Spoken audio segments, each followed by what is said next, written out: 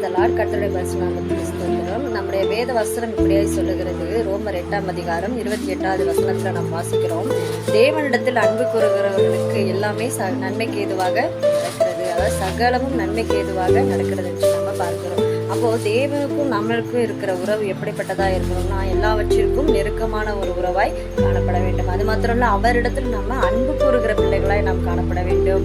தேவனிடத்துல நம்ம எவ்வளவு அன்பு கூறுகிறோமோ அவ்வளவும் நமக்கு என்னதான் சகலமும் நேர்த்தியா என்ன பண்ணுவாங்க, தேவன் நன்மைக்கு ஏதுவாய் நடக்கிற காரியங்களாய் எல்லாவற்றையும் தேவன் மாற்றி போடுகிறார் என்று நம்ம பார்க்கிறோம். அதே மாதிரிதான் நம்ம இடத்துக்கு விரோதமாய் எழும்புகிறவர்களிடத்தில் நம்ம என்னதான் பண்ணணும், அன்பு மாத்திரமே நாம் செலுத்துகிறவர்களாய் காணப்பட வேண்டும். ஏன்னா தேவன் அன்பாகவே இருக்கிறார் என்று நம்ம பார்க்கிறோம் இல்லையா? அதே மாதிரி நம்ம தேவனிடத்துல அன்பு கூறுகிற பிள்ளைகளாய் நாம் காணப்பட வேண்டும். தேவனுக்கும் நமக்கும் இருக்கிற அந்த அன்பு யாராலும் என்ன பண்ண முடியாது, பிரிக்க முடியாது. ஏன்னா அவர் கொடுக்கிற அனந்த அன்பு, அனந்த ஞானம் அதனால என்ன பண்ணுவோம், நம்மளை எல்லாவற்றிலும் உயர்வை காணும்படி செய்கிறது என்று நம்ம பார்க்கிறோம். அதனால நம்ம என்ன பண்ணணும், அன்பை விதைக்கிறவர்களாய் நாம் காணப்பட வேண்டும்.